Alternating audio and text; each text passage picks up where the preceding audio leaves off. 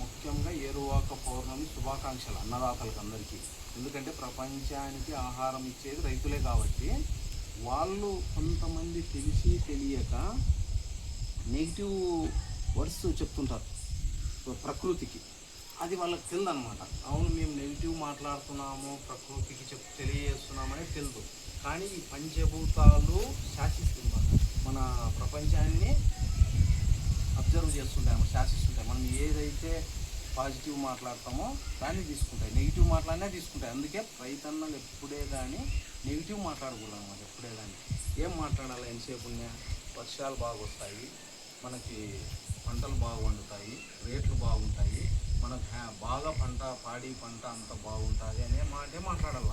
మనము కొంతమంది తెలక రైతులు ఏడన్నా రచ్చబండల దగ్గర దేవాలయాల దగ్గర కూర్చొని మాట్లాడుకునేటప్పుడు ఈసారి వర్షం వస్తుందో లేదో, పంట వండుతుందో లేదో, రేట్లు ఉంటాయో లేదో, ఇట్లా ప్రకృతికి మనము నెగిటివ్ వర్డ్స్ చెప్తుంటాం, నెగిటివ్ మాటలు అనుకోకుండా ప్రకృతికి చెప్పేస్తుంటాం. అలా చెప్పకూడదు అన్నమాట. ఎంతసేపు ఉన్నా కూడా మనము పాజిటివే.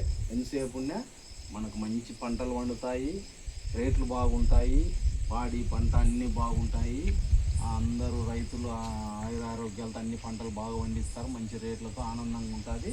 ఇది రైతులు బాగుంటే ప్రపంచం బాగుంటుంది. ఇదే మనము ఇదే థాట్తో ఇదే మైండ్తో పోతుండాలన్నమాట. తెలకనే కొంతమంది రైతులు అది తెలుసుకోలేకనే పొరపాటున అట్లా కనిపిస్తుంటారు, ఇట్లా నెగిటివ్ మాటలు అట్లా అవి మాట్లాడుకోకుండా మనము ఈరోజు ఏరువాక పౌర్ణమి నుంచి కానీ రైతులు ఈరోజు మొదలు పెడతారు కాబట్టి పూజలు చేసి అందుకే ఈరోజు నుంచే పాజిటివ్ మైండ్తో ఉండాలి. బాగా మంచి పాజిటివ్ మైండ్తో ఉంటే 100% మంచి పంటలు పండుతాయి, మంచిగా రేట్ వస్తుంది, అన్నీ హ్యాపీగా జరిగిపోతాయి.